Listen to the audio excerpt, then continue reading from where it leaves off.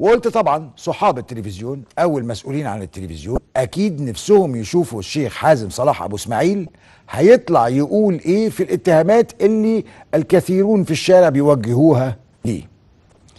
وده طبعا هيكون سبق اعلامي.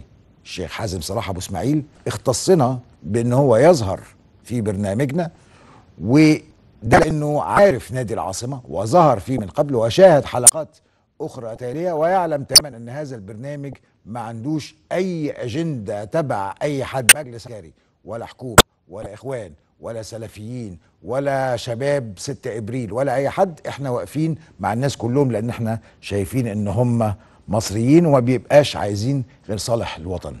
بالنسبة لانصاره ومحبيه اسألوه اذا كان قال كده ولا لا لما تشوفوه في مسجد اسد بن الفرات الجمعة بعد القادمة، لانه هو نفسه اعلن اعتذاره عن تواجده بكرة في الجمعة بكرة.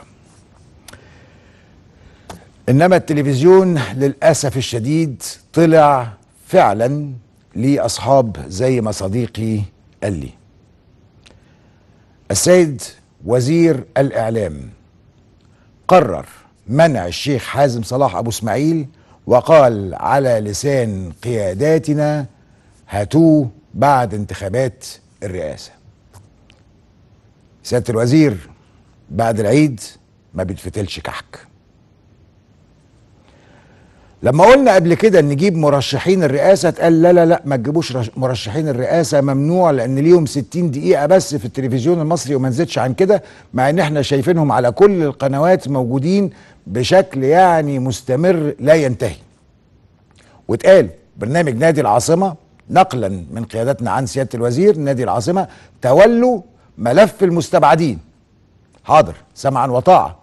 فقلنا نتولى ملف المستبعدين، فكان معانا المهندس خيرت الشاطر الاسبوع اللي فات بعد ما حلقته اتأجلت اسبوع كامل عشان خاطر مباراة كرة قدم ودية بين فريق المصري للشباب وفريق كوستاريكا اللي اراهنكم ان محدش فيكم يعرف هي خلصت كام.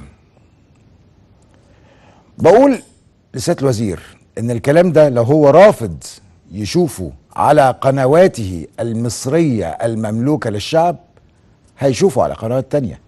إذا كان الشيخ حازم اختصنا بهذا السبق بكرة يختص غيرنا ويكون السبق للغير، ومصداقيتنا أمام الآلاف اللي دخلوا وروجوا إن هم سعداء إن هم هيشوفوا الشيخ حازم صلاح أبو اسماعيل على تلفزيون بلدهم، على التلفزيون اللي بيملكوه، إن احنا خذلناهم. احنا فعلا خذلناهم.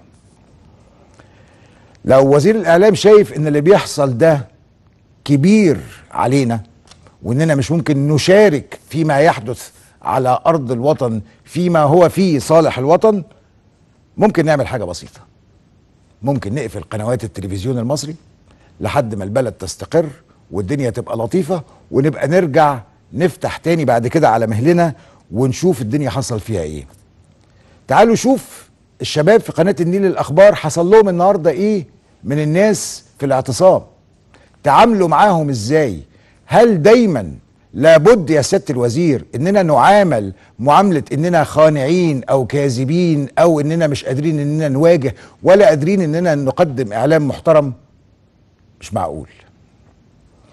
كان من حق الشيخ حازم صلاح ابو اسماعيل كمواطن مصري متهم من قبل الكثير من التيارات انه يخرج على الهوى ويدافع عن نفسه، وننقل اليه تساؤلات الاخرين وننقل اليه تساؤلات انصاره اللي هم وضعوا اكتر من 500 سؤال للشيخ حازم عشان يرد عليهم.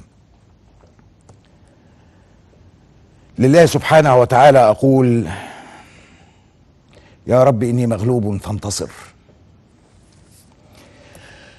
للناس في مصر عايز اقول